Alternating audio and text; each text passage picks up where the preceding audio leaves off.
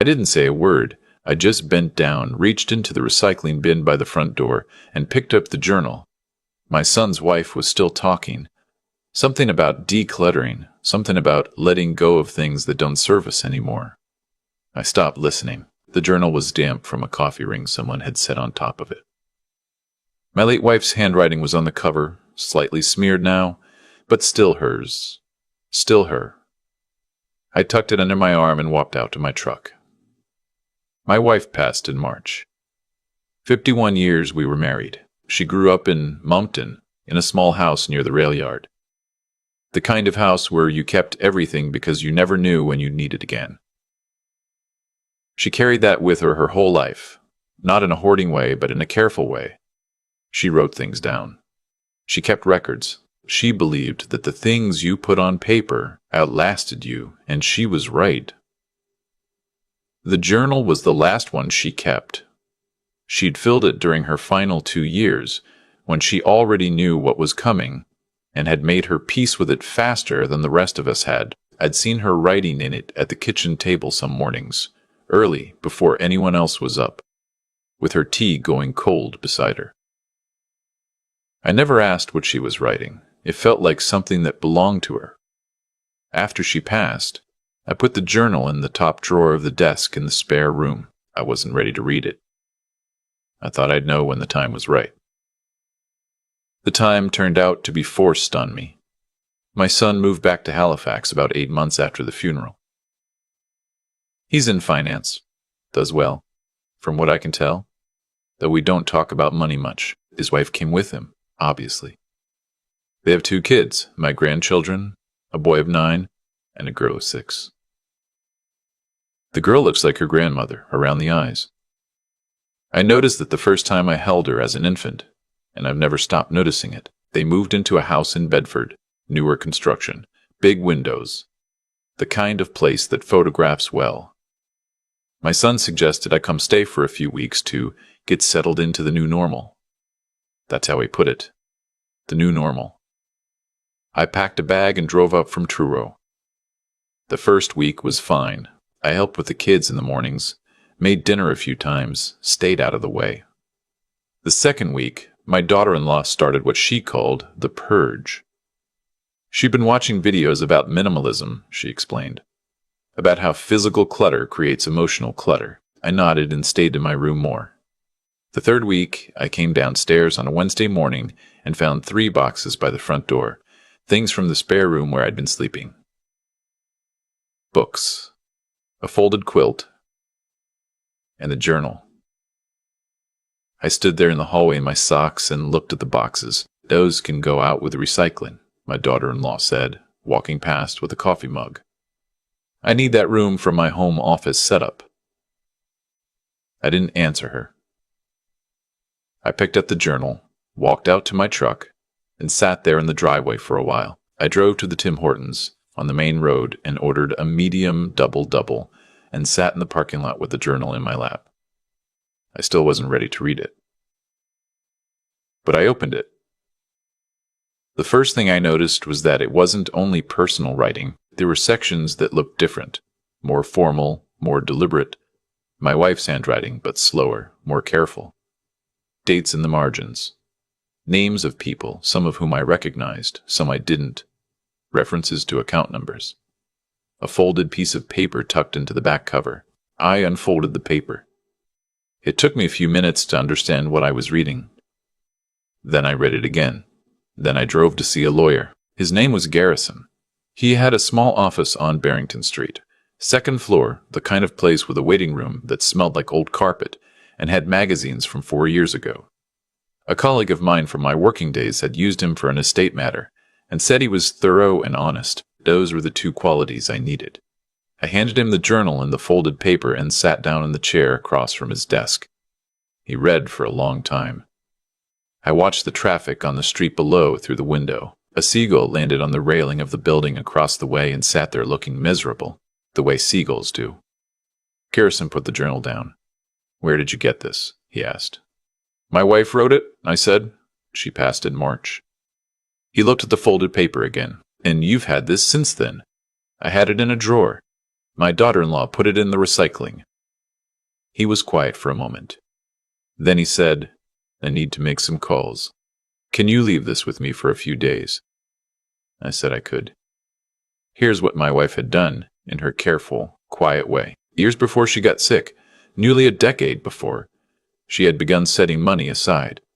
Not from our joint accounts, but from her own income. She'd worked part-time as a bookkeeper for a small construction company in Truro for almost 20 years, and she had a mind for numbers that I always admired and never fully understood. She had opened a separate account, not to hide anything from me, but, as she wrote in the journal, because she didn't want it argued over before the time was right. She had accumulated, over the years, just under $240,000. She had also, and this is the part that made Garrison reach for his phone, drafted a formal letter of intent directing that this money be placed in trust for our grandchildren, specifically structured so that it would be managed until they each turned 25, used in the interim for educational expenses, and not accessible to either of their parents in any administrative capacity. The letter had been signed, dated, and witnessed by her doctor and her sister, who lives in Fredericton, and whom I hadn't spoken to in some months. The journal contained, in my wife's handwriting, a detailed account of why she had made this decision. She wrote about our grandchildren by name. She wrote about the kind of adults she hoped they would become. She wrote, and I had to stop reading for a few minutes when I got to this part, that she trusted me to make sure it happened, because I had always been, in her words, the one who noticed things and didn't make a fuss. She knew I'd find it eventually. She just hadn't anticipated the recycling bin. Garrison called me back 4 days later. He'd confirmed the legitimacy of the letter of intent, and had spoken to my wife's sister, who had kept her own copy. He said the document was valid and enforceable, and that if I wanted to proceed with establishing the formal trust, he could file the paperwork within the week. I said yes. Then I called my son. The call did not go the way I think he expected. I told him I'd found the journal. I told him what was in it. I told him I'd already been to a lawyer and that the trust would be filed by the end of the week. I kept my voice even. I'd spent 67 years learning to keep my voice even. There was a long silence on his end. Then he said, "Dad, that money should have come to us first. We have a mortgage. We have." She made her wishes clear, I said. She wasn't well when she wrote that. She was well enough to have it witnessed by 2 people, including her doctor. Garrison checked. Another silence. "You went to a lawyer without talking to me first." "Your wife put your mother's journal in the recycling bin," I said, "without talking to me first." He didn't have an answer to that. I moved back to Truro the following Monday. I didn't make a scene about it. I packed my bag, said goodbye to my grandchildren, hugged them both for a long time, and drove home. My daughter-in-law stood in the doorway when I carried my bag out. She said something about how she hoped there were no hard feelings. I said I hoped the home office worked out well for her. Then I got in my truck and left. The weeks after that were not easy. My son and I went through a period of not speaking much, a few weeks where the calls were short and formal. His wife, I think, was angrier than he was, though she expressed it differently, mostly by not expressing it at all. My grandchildren called me on video every Sunday because my granddaughter had decided that was the rule, and she is 6 and committed to her rules, and nobody argues with her about them. I finished reading the journal. It took me 3 sittings. I'd read for a while, then I'd have to put it down and do something with my hands, fix something in the garage, walk around the block, make soup. My wife had written about our life together with the kind of honesty that's only possible when you know you're writing for later, when the person reading won't be able to ask you about it in real time. She wrote about things I'd forgotten, and things I'd never known she'd noticed. She wrote about the early years, when we had nothing and were too young to worry about it. She wrote about the children. We lost one, a daughter, before our son was born, and she wrote about that with a directness that I hadn't known she carried. She wrote about getting old together and what it meant to her, and what she wanted the end to look like. She wrote about being afraid, but only once, and then she moved on. The trust was finalized in November. Garrison handled everything. My wife's sister came down from Fredericton for the signing. First time I'd seen her in over a year. We had dinner after at a place on the waterfront.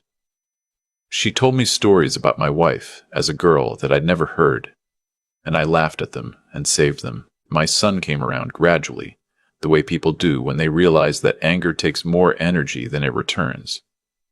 He called one evening in December, later than usual, and we talked for almost an hour. Not about the money, not about the trust, but about his mother. He said he missed her. I said I did too. That was enough to build on. My daughter-in-law sent me a text on Christmas morning. It said, "Merry Christmas," and had a photo of my grandchildren in their pajamas in front of the tree. I texted back a photo of my coffee and the view from my kitchen window. Snow on the fence, gray sky, a cardinal on the bird feeder. She replied with a heart emoji. We are not close. I think we understand each other better now, though. Sometimes that's what close becomes. Over time. My granddaughter asked me once, not long ago, on one of our Sunday calls, what Grandma used to write in her notebooks. She'd seen me with the journal during a visit and asked about it. I thought about how to answer that. She wrote down the things she wanted to remember, I said, and the things she wanted us to know. Like what? Like how much she loved you, I said. That was in there a lot. My granddaughter thought about this very seriously, the way 6-year-olds do when they are deciding whether an answer is satisfying. Okay, she said finally. Good. The journal is back in the desk drawer now. I'm not ready to put it anywhere more permanent than that. Some mornings I open the drawer just to make sure it's there. I don't always take it out. Sometimes I just look at it. My wife used to say that the things you put on paper outlasted you. She was right. She is still from that drawer, in that careful handwriting, making sure the people she loved are taken care of. Still doing what she always did, quietly, without fuss, without needing anyone to know about it until the time was right. She knew I'd find it. That's the thing about 51 years. You know how someone moves through the world. You trust them with the things that matter. She trusted me with this one, and I didn't let her down. That's the legacy I intend to keep. I've had a lot of time to think about what happened. Not in a bitter way. I'm past that. But in the way you do when something turns out to mean more than it first appeared to, and you want to understand how. My daughter-in-law didn't throw that journal away out of malice. I've come to believe that. She threw it away because she had decided, somewhere along the way, that the past was a weight to be managed rather than a foundation to stand on. That's a choice a lot of people make, especially when they're young enough that the past still feels optional. She didn't know what was in it. She didn't ask. That's the part that cost her, not the act itself, but the habit of mind behind it. When you stop paying attention to the things that belong to other people, you eventually stop paying attention to the things that matter. My wife paid attention. That was her great gift. She paid attention to quietly, without drawing notice to it, for 51 years. She watched how people move through the world. She noticed what they needed before they knew they needed it. And when she understood that her time was running short, she didn't panic and she didn't make demands. She sat at the kitchen table in the early morning and she wrote it all down, and she trusted that the right person would find it at the right time. That kind of trust is not passive. It takes real courage to make a plan and release it, to do the careful work and then let go of the outcome. That's not weakness. That's a particular kind of strength that takes most of a lifetime to develop, and my wife had it in full. I think about what Garrison said when I came back to sign the final paperwork. He's not a sentimental man. 30 years of estate law will do that to you. But he said, your wife knew exactly what she was doing. This was not an accident. He meant the legal structure. But I heard something larger in it. She knew what she was doing. She always had. The trust is established now. My grandchildren will have options when they come of age that they might not have had otherwise. My granddaughter, who is 6 and already the most determined person I know, will have the means to become whoever she decides to become. That was what my wife wanted, not to control the outcome, just to give them room. I kept the journal. I read it through twice now, and I'll probably read it again, not to grieve, but because it's the clearest record I have of how a person can move through a life with integrity, quietly, without needing credit, without needing anyone to notice until the moment the noticing mattered. That's the thing I want to carry forward. Not the money, not the paperwork, the way she lived, the attention she paid, the patience she had with the long arc of things. She put it on paper because she believed it would outlast her. She was right. She usually was.